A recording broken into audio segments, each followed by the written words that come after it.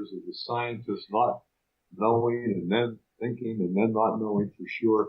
It has come down to the actual rock itself, and that's sort of what I wanted to show today and kind of give you an explanation about why it is called that from the standpoint of it's just a rock. Welcome to the May 29th edition of the Electric View. I'm Neil Thompson. Today we have David, Cameron, Robert, Bruce, Richard, and Trevor. We will be talking about Robert Sr.'s obsession zone, Robert Jr. and Bruce's trip to Dinosaur National Monument, and consider how the planet might be built. Don't forget to like and subscribe below. But it's, and this is sort of how it was. The first time I was able to find anything about it was I took it to the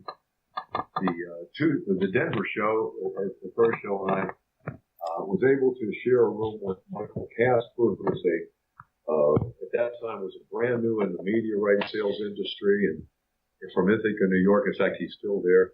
And so he invited me to come out and show some of this rock. And that's when, after talking to people about it, I found out that it didn't matter if they were the scientists at the university in Utah. It didn't matter if they were Marjorie Chan, who was liked to go to a Upheaval Dome, or if it was just people that were hilly-feely people, like quartz people, or just somebody that likes rocks to sit on the desk. It seemed like everybody, when they would see this stone and touch it, I would watch them to get that salesman's reaction, and I just was amazed. I just couldn't believe it. So what happened is I started to look at it myself, and I got obsessed. And so what really happens, and let me show you some of the reasons why. It's not just our craziness. This piece right here, this is one of the best examples if you can get in close enough to see. Can you see what this is in the light? Well, we have too much light behind me.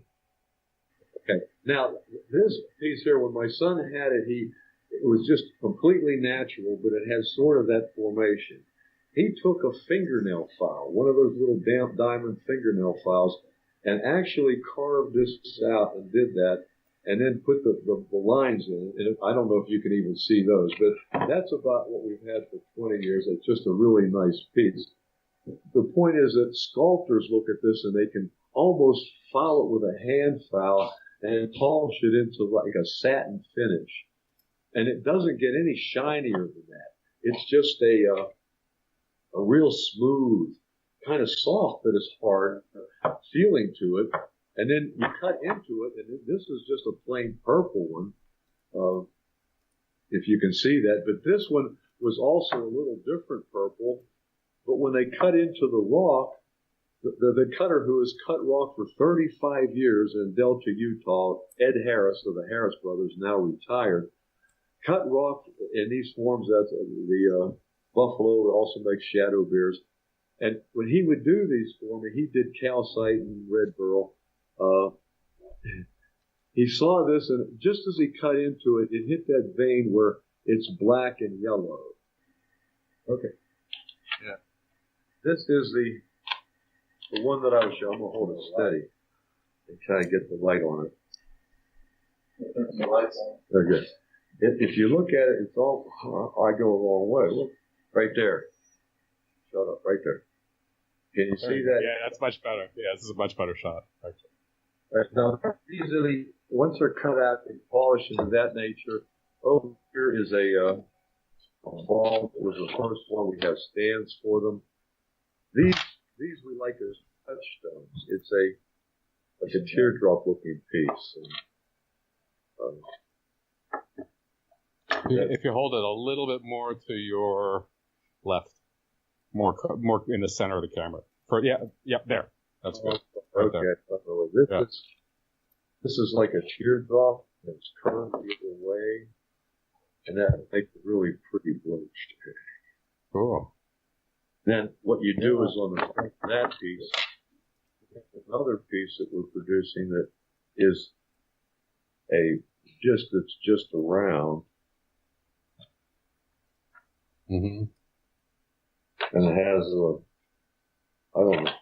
My camera isn't going that fast, so I guess I'm pretty close there. and it has the stickman figure on it. Yeah. Now that actually has a glass like it. So these are just a lot. And then this is a very favorite part for people that like the worry stones or touchstones. We have pouches that have two of them in there that when you roll them together in your hand, they kind of make a sound, and you keep going it. And then when you hold them together where there's a little inclusion in them, it looks like glass, and when you put those together, these were the ones the scientists were going nuts over. They would go like this, and you can, and I am not healy-feely, you can feel, right there, you can feel a repulsion like two north poles. But there's nothing in it magnetism. They took gauge meters on this all day. And you, right there. And if you do that, you can feel it. And if you pass them this way, you can feel the resistance. But they're rocks, and so you not should have that. I played with people for 10, 18 hours. I couldn't believe it. So the other parts of it is, let me show you one other piece that's strange. This one, oh man. This one is something that we put on displays when we sell it. And it's a stand that you can like put napalms on, and the polishing front of it is kind of a real pretty purple inside of it. But you take this off, and what's odd about the rock is it is based from the sandstone of the Moab and all those connections, but it has become somehow, NASA don't know how, no one else knows how, a nalcine, which is a different mineral. But the neat thing about it is,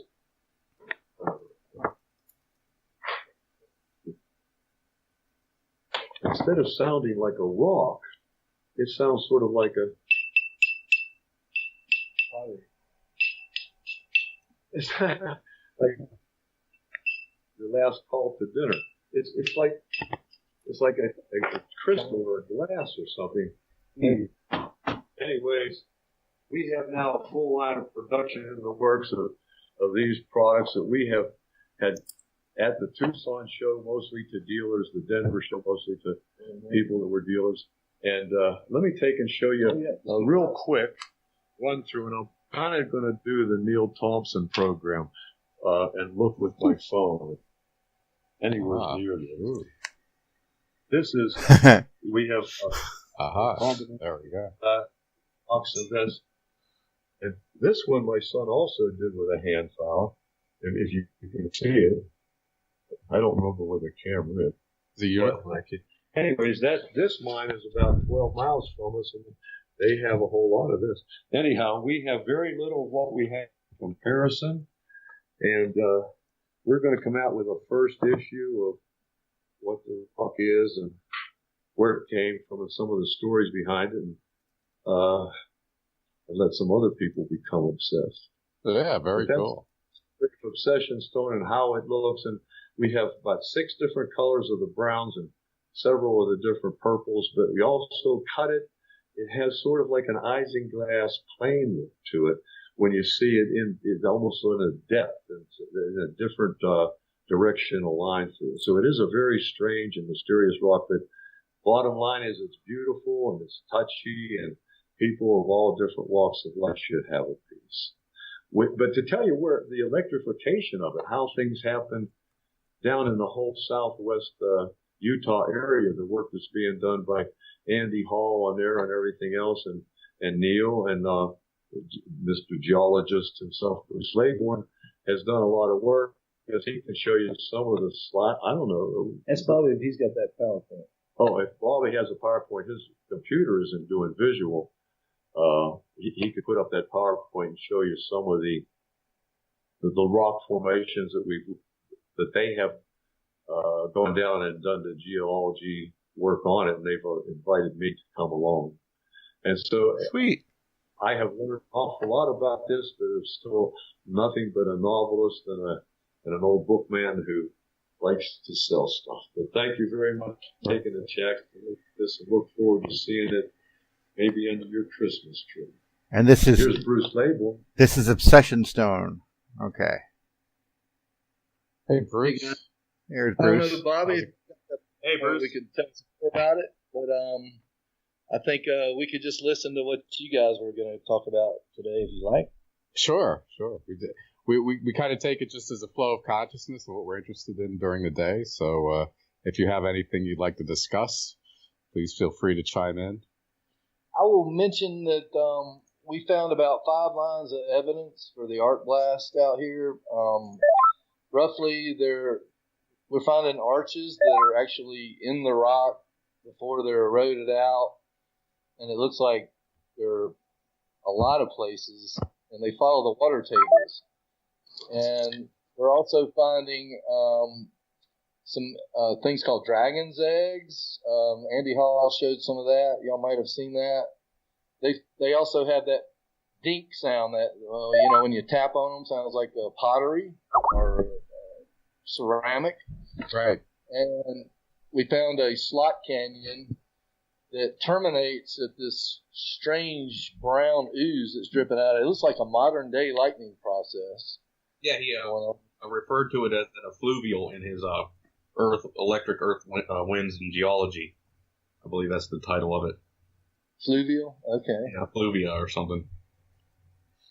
And so there's about 3 lines, and then if you look at fulgurites that are made on a beach. I used to live down there on the Gulf Coast, and you could go out to Chandelier Island, south of Louisiana, and pick up these rocks, and they would be in various states of formation. The brand new ones would be real crystalline with lots of hoops and beautiful spires and stuff, and then they would erode down, and you would also find these ones that were just flat, and some that had little horns on them. So there were various stages of erosion, but it was right where the water table was very high, and the sand was, above it, just above the water table. And these lightning strikes were creating these very interesting formations that, if you eroded them, would look a lot like the arches now.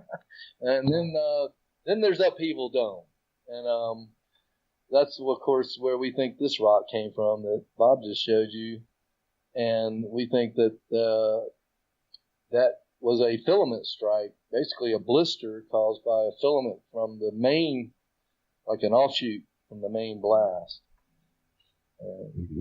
There's evidence for that too, but in any event, Are you seeing like as far as what would be the approach to formally validate that that's what happened, or at least give a really strong support for that narrative?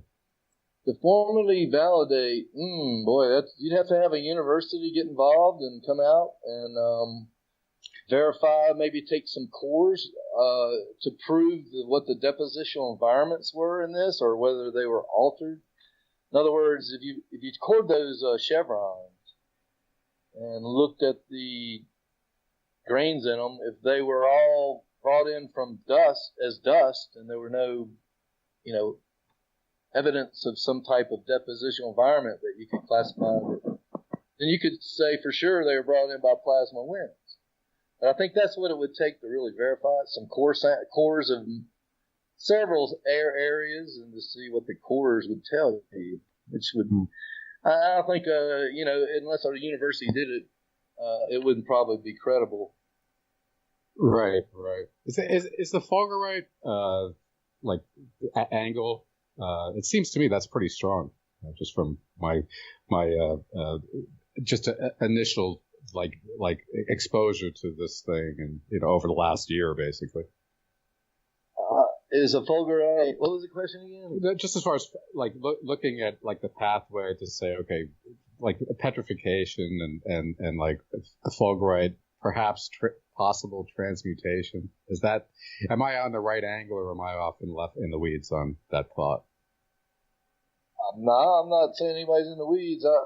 From the evidence I saw at Chandelier from those sand strikes, it didn't really change the nature of the sand. It just fused it together, where it was more like a glass.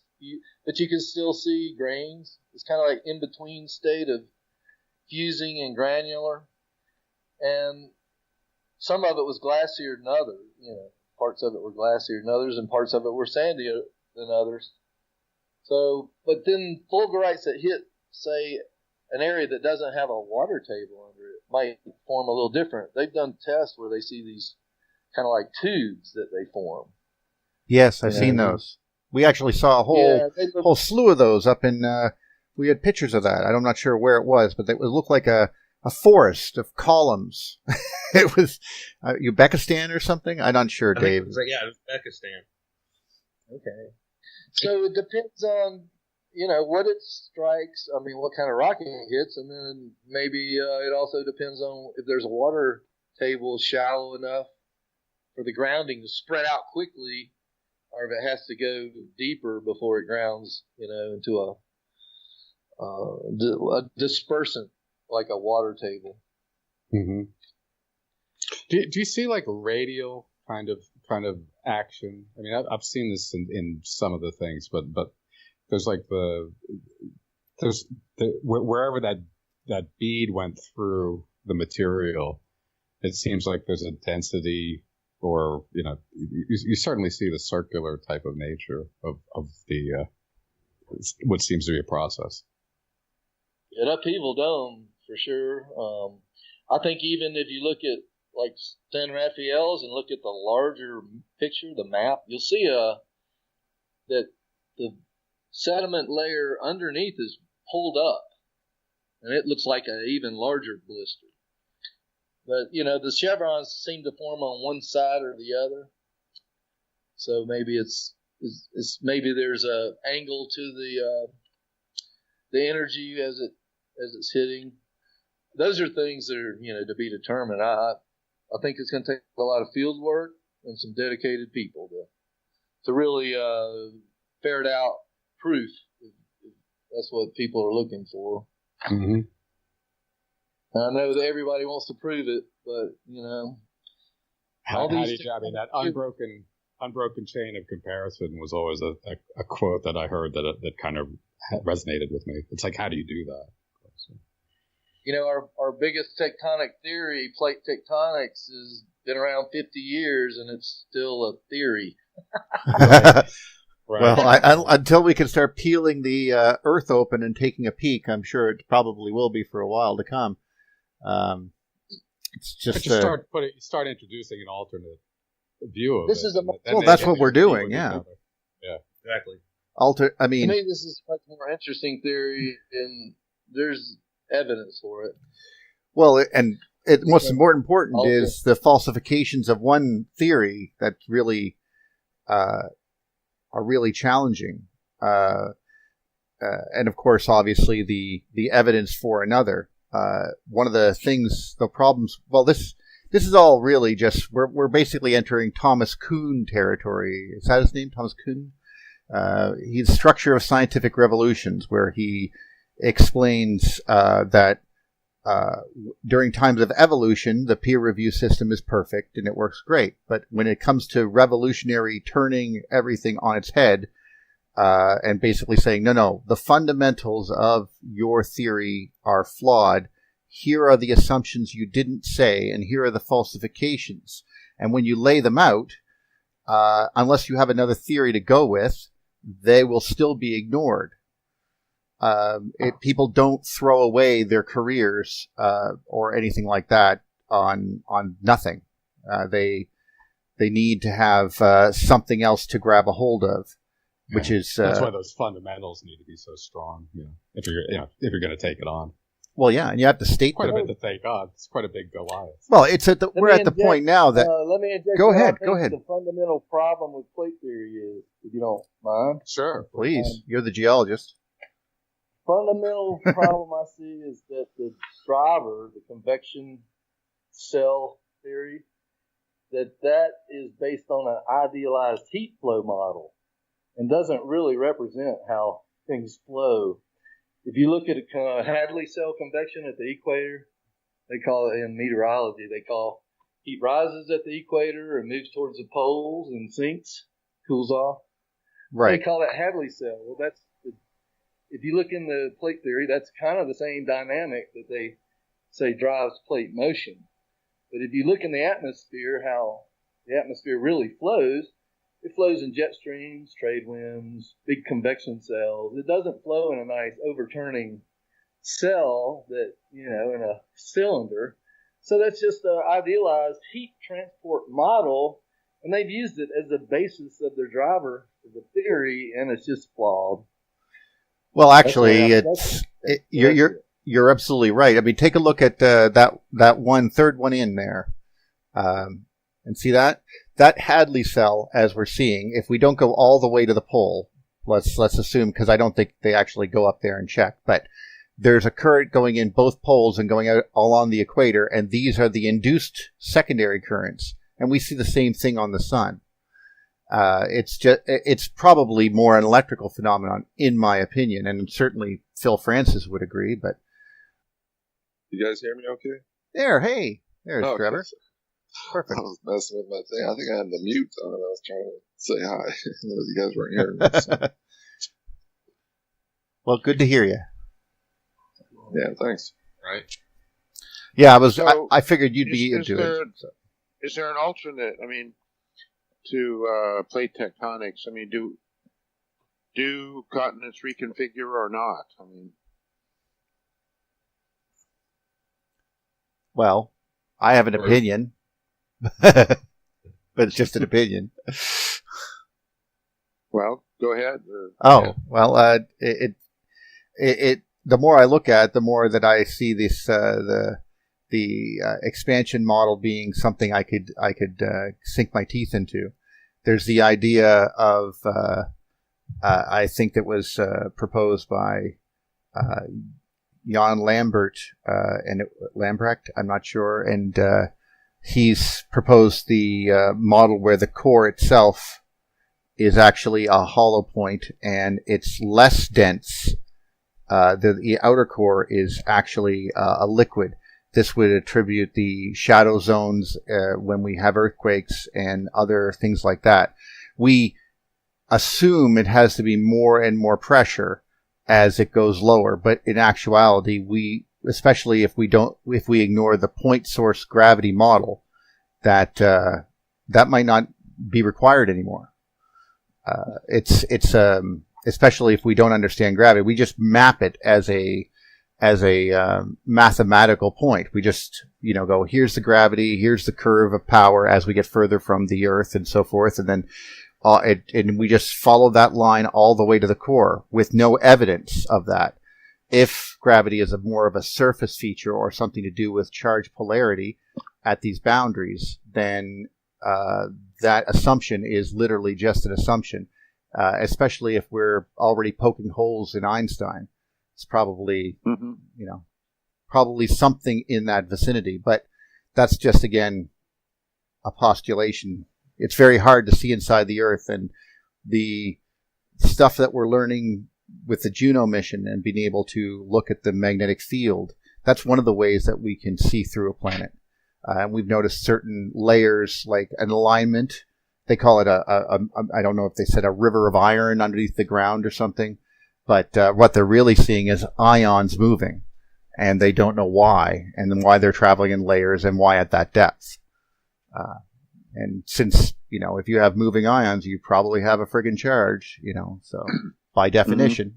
I'd like to inject Please do. To follow up on the idea about the continents and the ocean basins and what might have driven that. Now, this isn't necessarily my concept, but it makes sense to me, is that, and I believe all Thornhill actually might have said it first, but that the ocean basins might have been carved out by a larger arc blast, and that the asteroid belt now is where a lot of that remnants are. And he did say that, yeah. Those are now the main circuits that are on the planet and still active, but they were where you had large carve-outs. So that's one of the, if you want to take the arc blast concept to its more ultimate kind of idea, that you might start looking at the globe that it was carved out that way as an alternative concept. I saw, well, in my opinion, I don't like to challenge Wall like rah, rah, rah, but it seems to be reaching in a way, I think, simply because we don't see them make these just like this wonderful connection between North America and South America and Africa, just as we can see in there. Things fit very well, and that's not something that electricity tends to do. It tends to make channeled, especially at very high arc modes. Now, the kind of power you need to carve that out is what I meant. But I'm not going to throw it against the wall and laugh at it, because if I knew everything, then I could just quit and become a god or something. Whatever people who know everything get to do, whatever they do. You have to wonder where the Appalachians came from, what drove those up. Just an expansion. There's no power in just a boiling pot. Where is the power going to come from to thrust up those mountain belts? And an expansion theory. Trevor, expansion theory. Trevor, you were talking about this, weren't you? The vibrations and so forth in some of Billy's work. Yeah. We had a discussion on this previous call. I like different theories on this, and I like hearing different theories on this. I was just paying attention to where he was trying to go with this, but yeah, Neil, it's a good point. One thing we notice during electric discharge events is that there's repercussions, there's vibrations that are taking place, different harmonics, and certain frequencies will form the dendritic ridge pattern, very similar to what we've seen in the Appalachian Mountains there.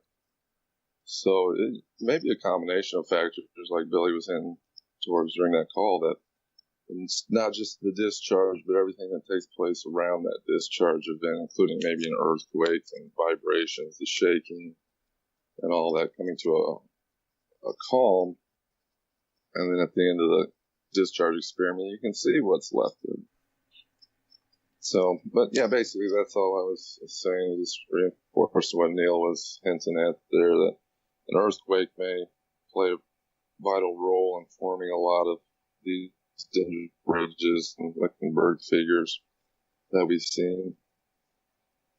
May not actually be a result directly from the discharge itself, but after the discharge, after the event itself has settled, we can see that there's vibrations that are aligning those into that unique pattern according to the frequency. And that's something, obviously, geologists don't necessarily have as a mechanism in their toolbox. I think another, I always hear about the uplift in erosion. Like I was having a debate with that Tim fella there, Dave, the one that you like so much, and he was ripping me a new one about geology. And in one of the situations, one of the conversations, I pointed out the Richter structure in the Eye of the Sahara, as you like to point out, like to show. And then he was like, "Oh, that's just a conical uplift that's been eroded." And then I was like, "Okay, that makes no sense. There's a spiral in it." I was like, but I left that one go, and I was like, "What about these with the chevrons that we see from that Andy points out from the arc blast?" And he goes, "Oh, these are just layers that have been eroded." I go, "Erosion doesn't happen at points. Erosion doesn't get sharp. Erosion smooths things out. It makes them rounder, on the whole." Those type of very basic, in my opinion, falsifications of a theory. And it's again right back at what Thomas Kuhn said. Unless you have something else to go with, you're not going to see it. You're told what you're supposed to see, and you see it that way. Your brain tells your eyes what you have to interpret, and it's characteristic of being human, I guess. Yeah, one other thing we may want to take into consideration is the color, material, the makeup of some of that dirt within the southern region of the United States. And it really makes me think of Michael Steinbacher's work when he said, they don't have the tools in their toolbox, because, Mike's always saying that. And I just brought to mind a salutation type event where you have a massive amount of debris pouring in at the same period of time during this discharge type event. it just really makes you think these planets may have come into close enough proximity where this discharge caused all this in a very brief moment of time in its passing. And some of the silicas now we're looking at, especially the ones down in the southern part of the United States, are red iron composition that may be, comparable to Mars. I'm not sure if that silica matches. I know the silica over here in the Sahara has matched what we find in Venus's tail, but the red iron, that good big chunks of rocks, that are so red in color, could these have been deposited during one of these salutation events where the planets were close, the surface was ripped up, and the gravitational field in between the two allowed for the transfer of the rocks just to lay right down where they're at upon the Earth in this type of event. I know Neil and I said when we were out on our tour, they looked like a few slick rocks that looked like they were just dropped there from somewhere, and it made us imagine that same kind of idea as well. Yeah, that's what I've seen when I've been throughout that area, especially, the Rocky Mountain chain. You see a lot of that. You see depressions and raised areas right next to it. So what Steiny was talking about with the raised and lower areas may be, that Birkeland current with its updraft and downdraft pressure forces causing that. Yeah, I really liked when you could see the prominence on the sun, and you could see these loops, and then you could see how the material is pulled up and sort of moved slightly to the side on the same current and then put back down again. I find that to be, to imagine something like that on an earthly scale during an event. Over Dad's house there. Huh? David. You're like right over the SDUNA Mountains, right? In the bottom right-hand corner? Yeah. Yeah, that's Duchesne right below that. Like, you lift up a little bit, like scroll up a little bit more, you'll see there it is. Hi, that's us. Yep, right see that? No. Line it up. Then we can drop something on them. Yeah. Put the airstrike scroll on. right into the property. You probably could. Scroll right onto the property and see where they're at. Looks like it was done in the past. Somebody put the airstrike on it. There you go. The whole place. Look at it. And right in between there is the Strawberry Reservoir, right where they posted that water spout today. Everybody's talking about on the groups. Oh. I drove right by that place like a few hours before it actually happened on my way from the trip this weekend. That's crazy. We didn't hear about that. Yeah, it's like there was a big water spout on Strawberry Reservoir. Those are another wonderful. What's the word? Evidence for electric discharge. It was gorgeous. I mean, I think it's on the plasma cosmology one, and it's also on electric universe theory. Oh, I saw your post. I already liked it. Yeah, Philip and Francis and I were talking about it briefly because I just drove by that place like a few hours before because I was driving into the storm as it was over Salt Lake, and then when I got home, it was I guess when it was right about when it happened. That's crazy. That is very awesome. Yeah. And I still got all that footage I wanted to share from Dinosaur Monument. Oh, please do. Can you do it now, or is it? Yeah, give me a second. I can pull it up. Yeah. And I'm sorry for cutting you off, Bruce. I didn't mean to. I just remembered what Trevor was saying, so I was like, this connects. This connects. Type of mental excitement. All right. No, I was kind of through. Okay. Is that Bruce Laybourne? Yeah. Yes. Oh, okay. I thought your voice sounded familiar. You and Mark Span sound a lot alike, And I thought for a minute, because we did an interview with you on the round table a while back on the Delta Configuration Circuits. That's your speech there at the conference. Weren't you at Suspicious Observers? Yeah, I was there at the conference. I remember meeting you there. That's right. Okay. Yeah. Yeah, you're still up there in Denver, right? Not right now, though. Okay. We're out in Utah right now. Yeah, I'm visiting all out here. Cool. The Hawthorns. I like that. You missed our rock show earlier. We were showing the rocks, but oh, yeah, I love rocks. Clip of it, I'm sure. Let's see if they can see that display. Hey, can you see the display there? I can. Yeah, there we go. That was what he was showing earlier that you missed. Oh, we didn't miss it. It was just kind of blurry. Calcite? Okay. Is it blurry? No, it's fine. Yellow is a translucent calcite they mine close to here, and it's really beautiful. It looks like it's got the electric dendritic patterns through it. You can see these calcite feathers, and the layer looks kind of like, you can see the white looks like that, almost pure calcite there. The yellow, I'm not sure what colors causes that color, but he thinks it's a cave that's been filled and then electrified. That was what the manager of the mine said. He thought it was. He's been thinking that for a while. And then the other stuff is the analyzine and the electric arc rock. That's the cool stuff. That's the cool stuff. Bob was showing us that stuff earlier. He's definitely obsessed with this stone. Yes, he is. Really cool. So Robert, do you have the? Yeah. You want to, just get that? Yeah. Let me You're just still working on it real quick. It's Robert. The other Robert. The younger. Robert the younger. Robert the younger. Right. Younger. Everybody can see my screen now. We can. Right here. It's slow for some reason, but I gotta clear this thing up a little bit. While we're clearing things up a little bit, was here's a piece of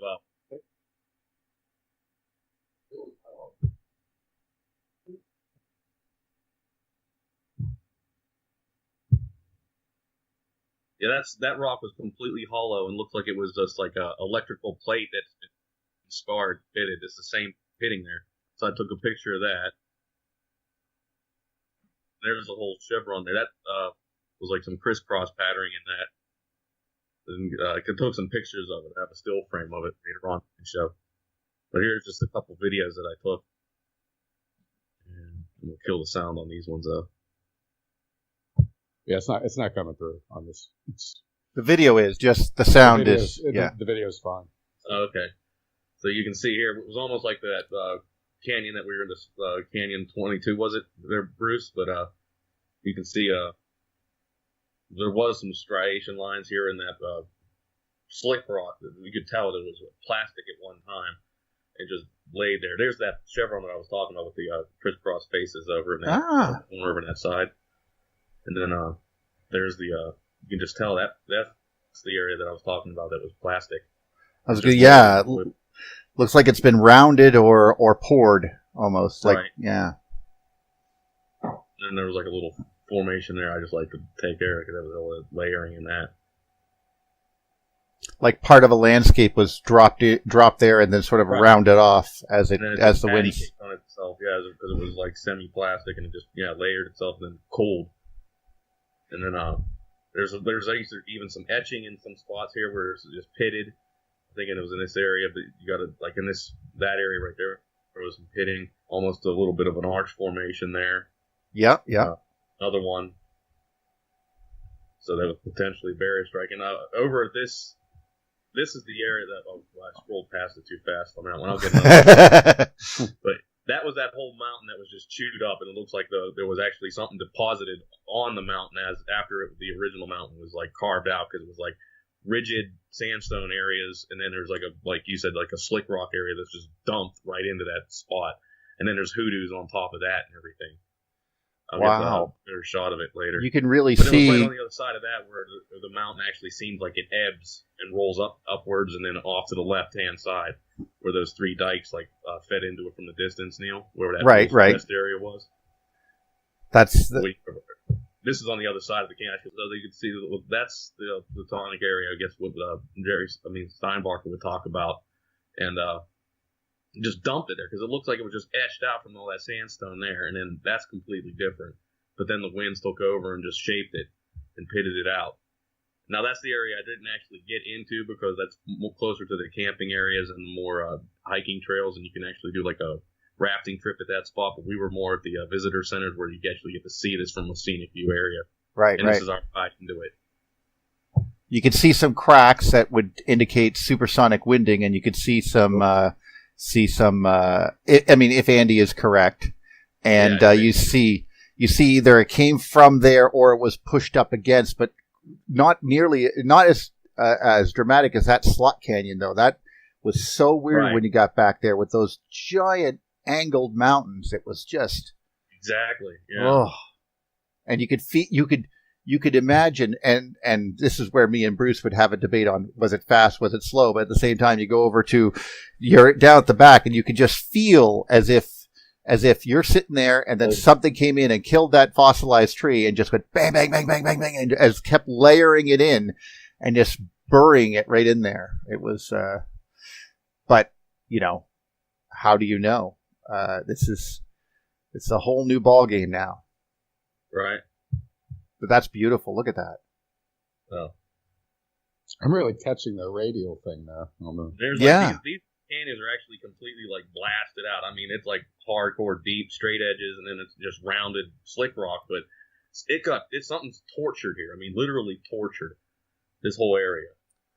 And then you almost can see the hoodoos on top of this bad resolution. I took it from shots from my phone. I need a better camera when I do these things, but working on that. Well, one thing at a time. But right. Yeah, we see it. It's sort of like you see at the top of the Venezuela tepuis, I guess they're called, the big, and they have like this melted.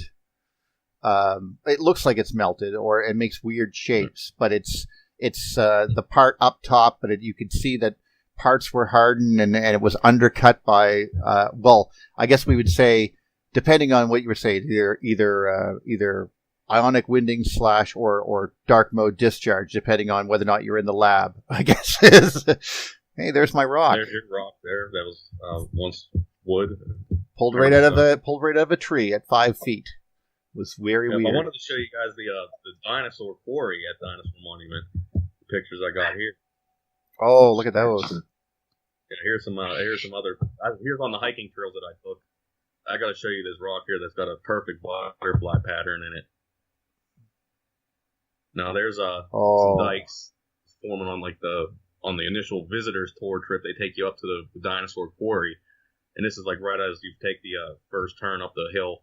You see this formation here, and I took some of the hiking trails, and then saw some others. These are like the kind of like the canyons that we walked in through Neil. You noticed? Yeah. Oh yeah. Yeah. There.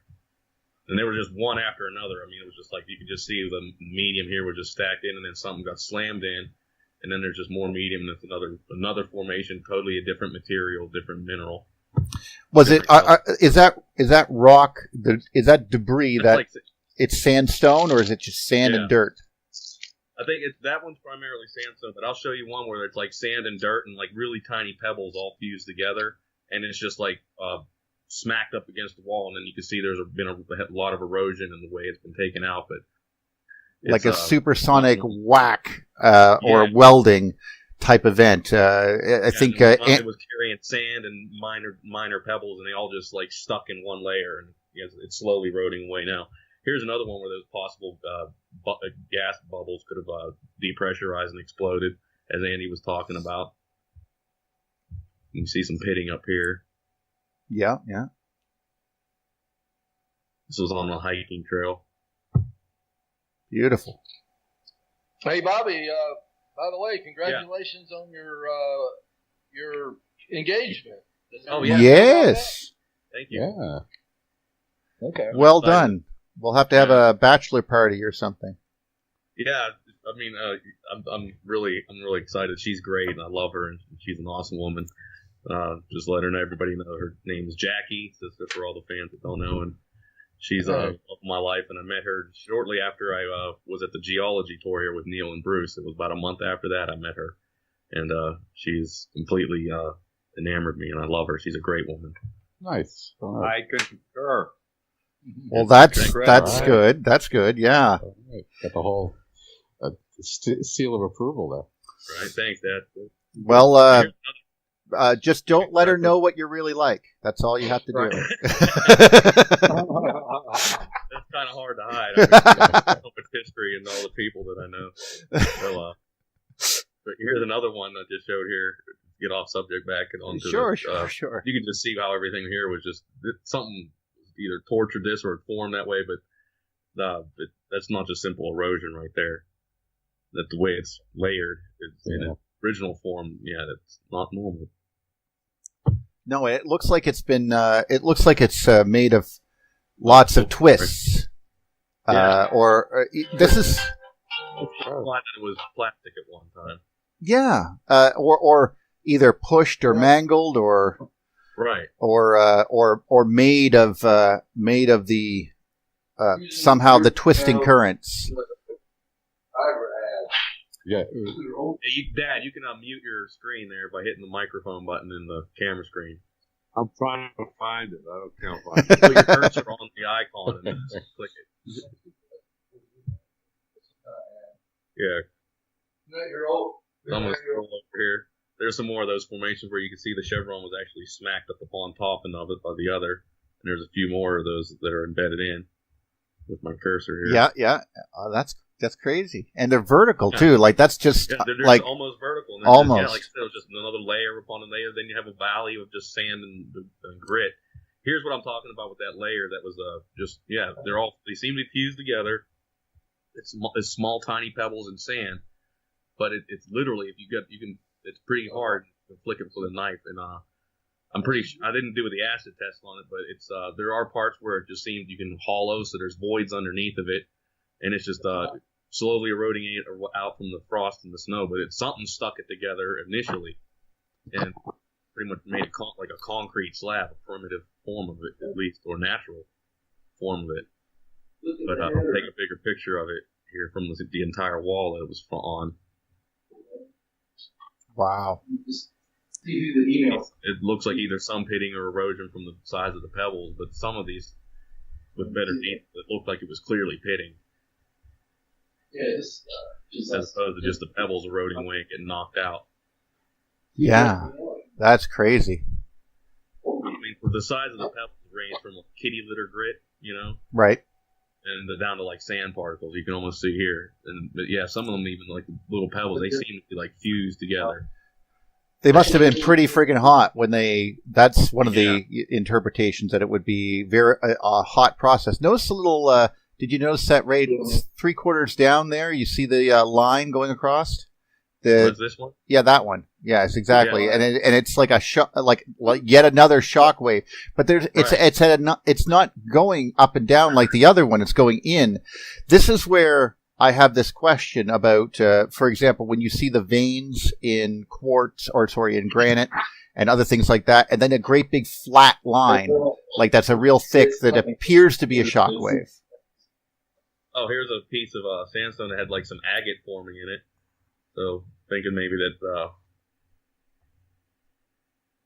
that something caused that, either like it was either a vein forming from electrical, or it could be just the deposition of minerals through washing through. Is that like glassy, like a vitrification? It's a glassy. This area is glassy, and then this is more like a sandstone. But there's different veins and pockets of it going through here. So I figured I'd take a shot. That right there is one of the things that I noticed too, that I found to be very compelling for a more instant transformation. If you were dealing with just layers of sediment over time, as the theory goes, then or even as a unless there's like a volcanic aspect to it, of course.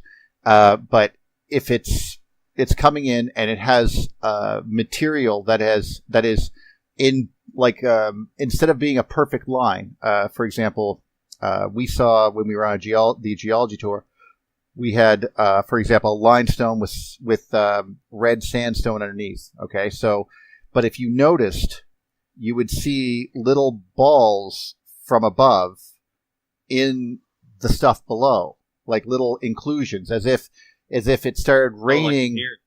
You would see or just like above it, like those glass parts. You would see like a sphere of red stuff inside the white stuff, and then if this was limestone built up gradually, that's 1 million years of growth. Why is there a ball there? Why are there several balls leading up to this barrier? And this barrier is then red sandstone above it type of thing. And I've seen a few of those, and that sort of thing to me says, well, it had to happen all at once. Like, generally speaking, it happened as a rain of welded material with like a ball of inclusion dropping and then another ball dropping, and then it started raining this debris because it was electrically sorted. Here comes the stuff that has no metal in it, and then here comes the stuff with a bit more metal in it, and so on and so forth. But it's only an interpretation. It just happens to be one that fits the facts and falsifies the slow growth idea. So, or at least throws a big monkey wrench in it. Right. Oh, there's that. Oh, wow. That's the starting of that formation that I was telling you. Everything is just like twisted and tortured. Oh, should go back to that. This is further up. So this is near the area in Vernal where we were thinking about of that bush that got turned into the petrified wood.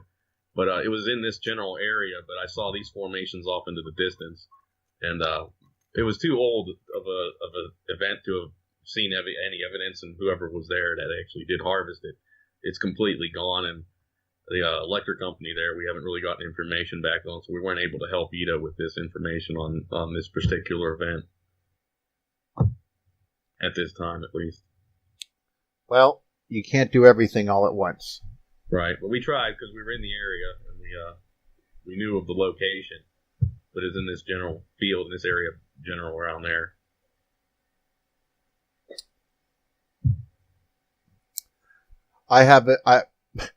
My mother was saying to me, he goes, I loved all the pictures you sent, Neil, but they're all of rocks. Because my kids took 10,000 pictures and they're all rocks. But your woman chose right. If your man's into rocks, he's not into crazy stuff too much. Right. It's like, yeah. I mean, or hearing the stories of, I just like the story of Velikoskian stories of things being blasted to bits and worlds exploding on each other. Ooh, look at that. There's this Dave Brown fella? Yeah. He does. I'd like to have him on the show because I wonder where he gets all these shots from.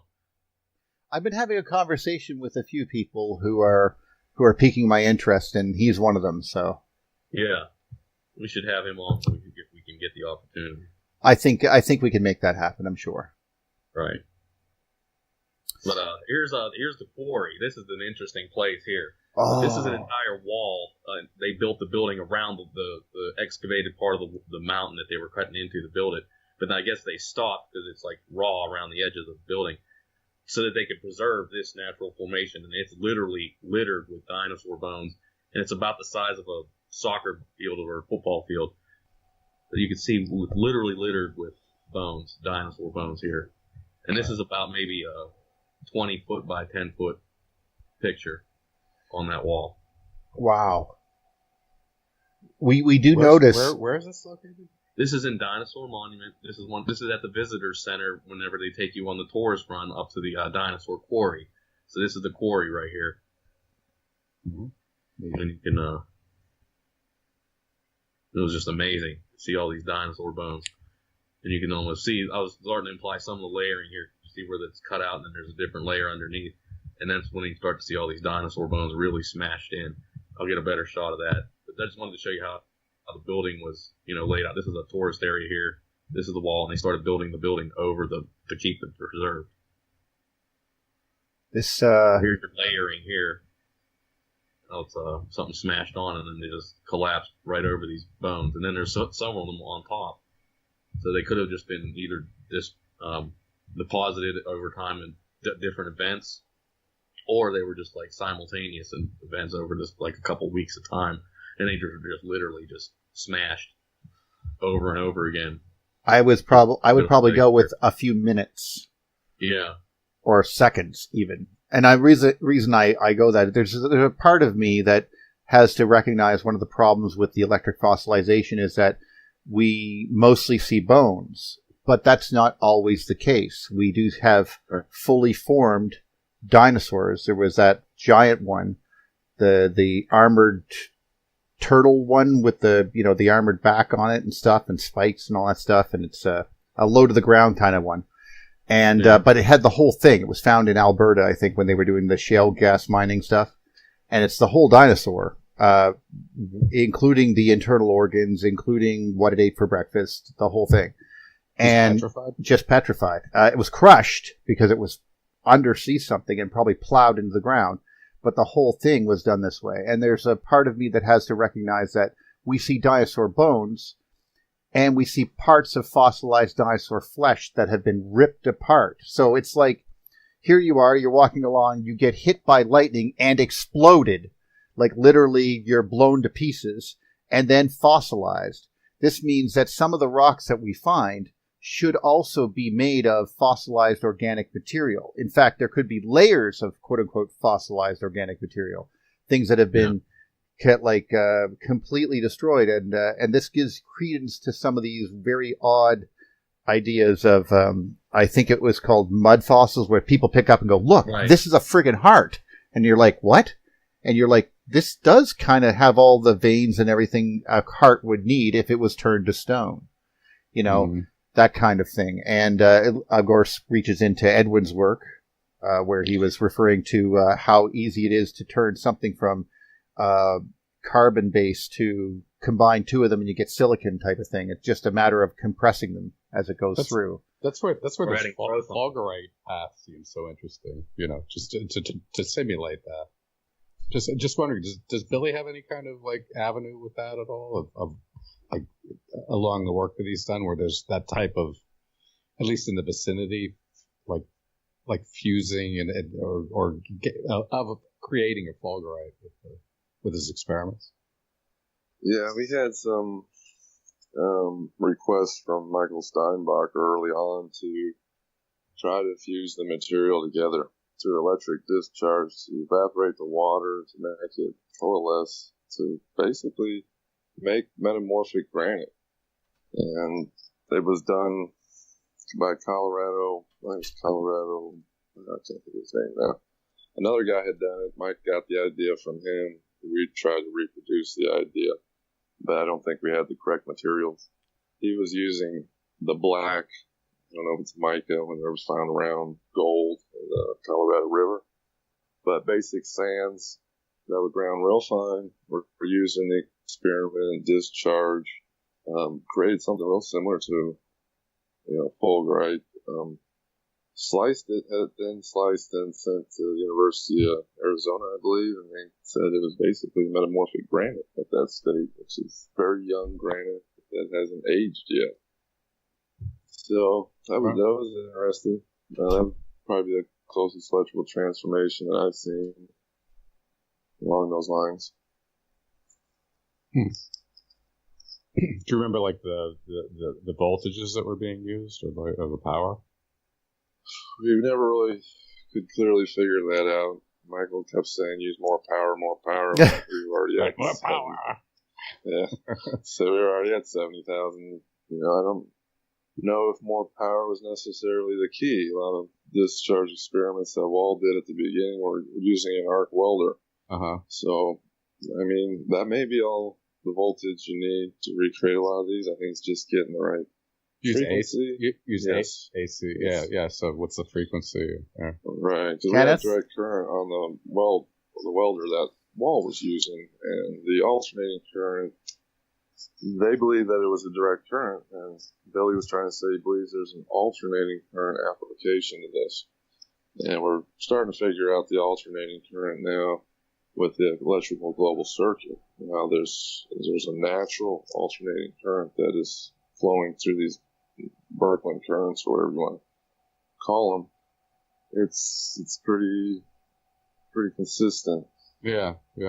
I mean, this is where kind of the cymatic stuff ties into this stuff pretty quickly. True. That would be like if you could envision the entire Earth crystal, all the crystals in the Earth vibrating at the same time in unison, it could be. Yeah. You can picture that kind of induction. It's a very electrostatic environment that we're in, and very unusual. Our planet's not like any of the other planets here. We have this very strong magnetic field. There's other things, too, that really catch my attention. Yeah, and that's where you start thinking of the whole thing as an organism. I do it. Yeah. Yeah. The way things grow. Like, I don't know if you guys caught that video I posted in the last call you guys had. I put it down in the chat section, but it was from the BBC, and there was a guy using a settling torch to create diamonds.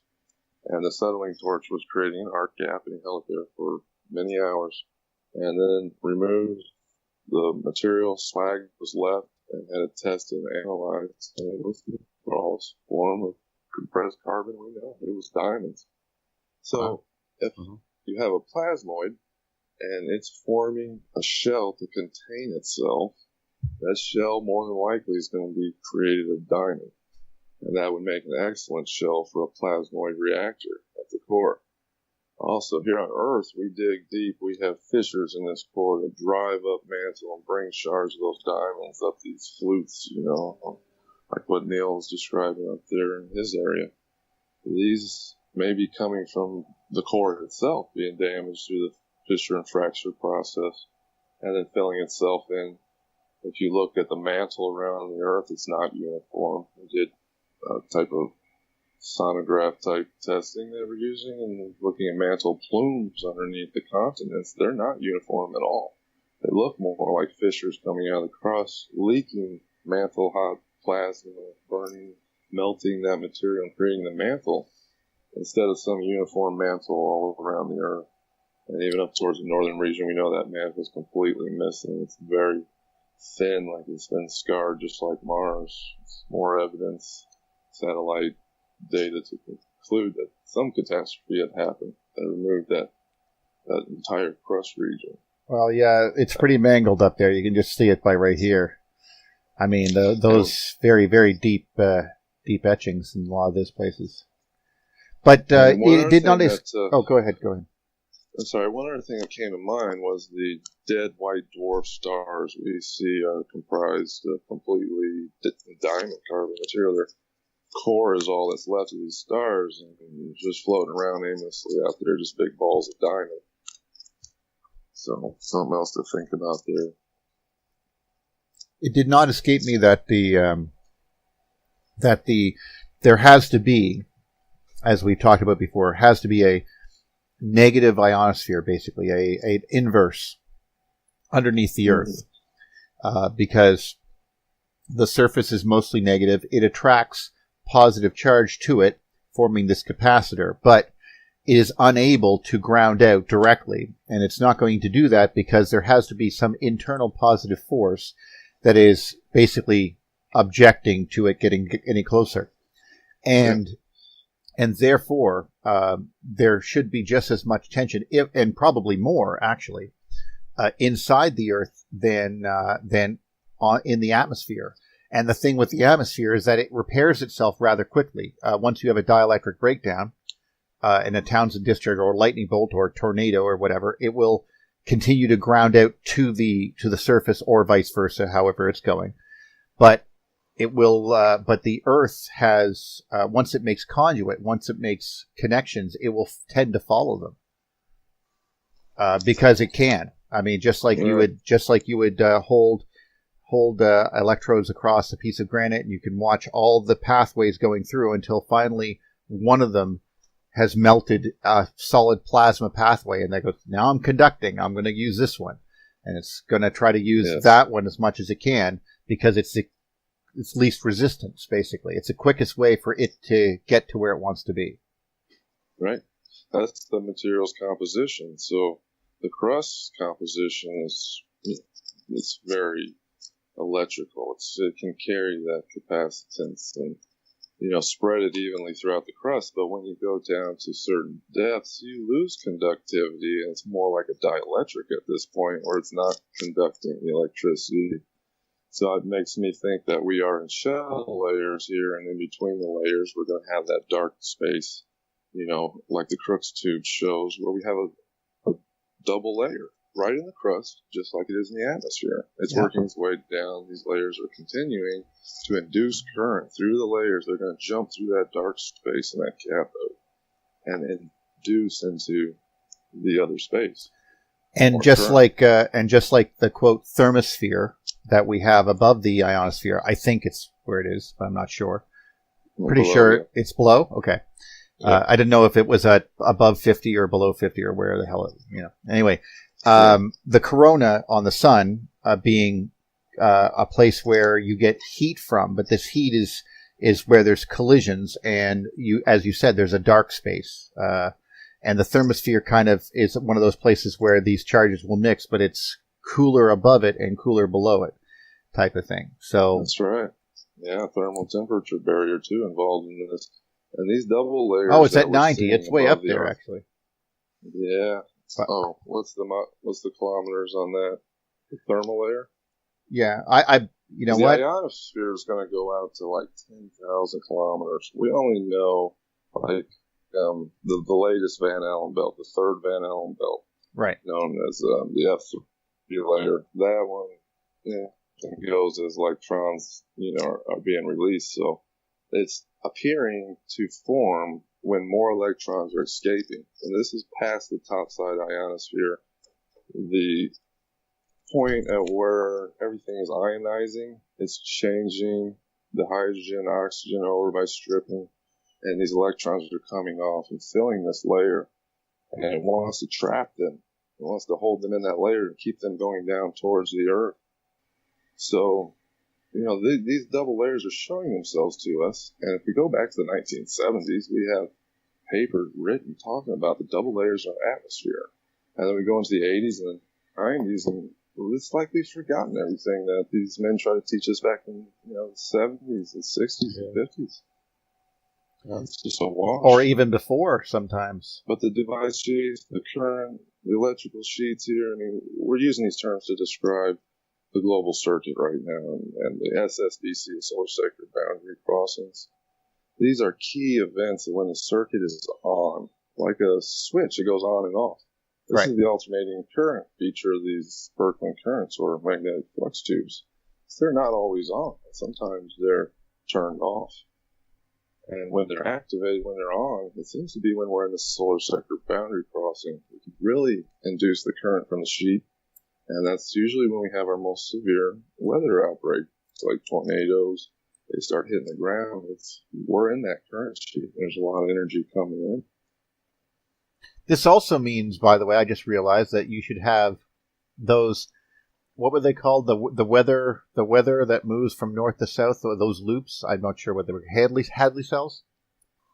There should be Hadley cells inside the Earth as well, smaller, going towards a positively charged area somewhere into it. So those currents should exist as well, because obviously the skin effect across the surface going and creating the quote-unquote homopolar sphere that is the sun would have these, or the Earth, either one really, is that continuation of that loop. And of course that's why the Van Allen belts are there in the first place, because that's where it makes this connection.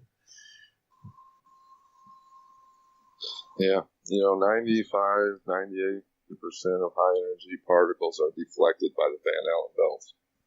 And there's only a small amount that make it through neutral particles that can make it through that ionization process into the equatorial region.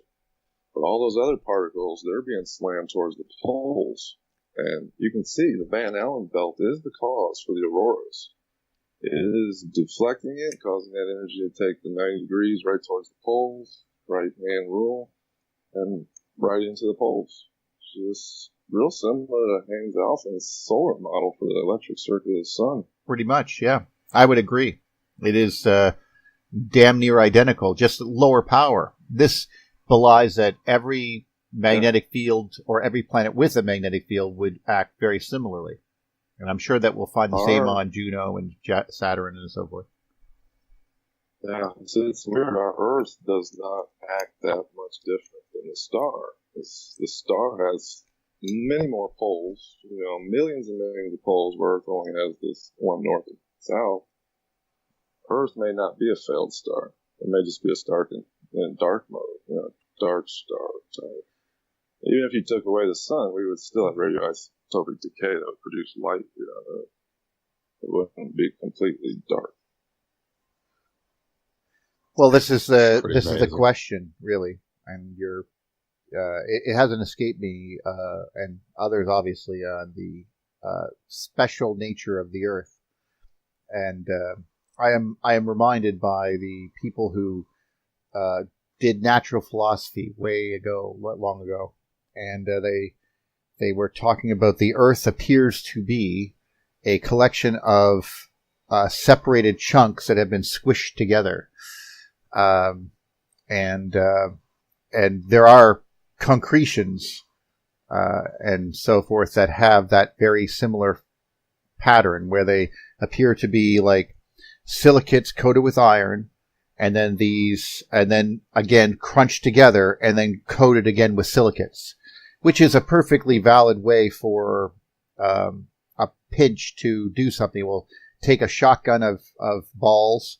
They'll get coated by the materials that are exchanging electrostatically or whatever, and then they'll weld, and then they'll get crushed together, and then here is this planet that we live on. And that could be the nature of why it's so unique. But if that's the case, then not every planet, even if it's in the Goldilocks zone, will ever be an Earth. This type of they're much more rare, is what I'm saying. But right, yeah, I agree with that. Definitely. I don't know for sure. I mean, the star idea, but it's still there's something to it, definitely. Well, there is, or we would find more Earths out there. Right. There's only a handful that are even in that Goldilocks zone, and whether they're able to have life on them or not, we still don't know. But there is one thing in your statement that you made, that Earth is very unique. And I also believe Earth is very old. In the way that it's formed, it's unique. And we don't see anything else out there like it with this strong magnetic field that's not a star. Well, I can't argue with you at the moment, that's for sure. Haven't really seen anything to challenge that statement. We only have, I do like the off-centeredness. I mean, we have a on-centeredness version of our magnetic field. It wobbles a bit, of course, but compared to, say, Uranus or Neptune, I'm not sure which one, it is not only is it off kilter, but it's closer to one pole.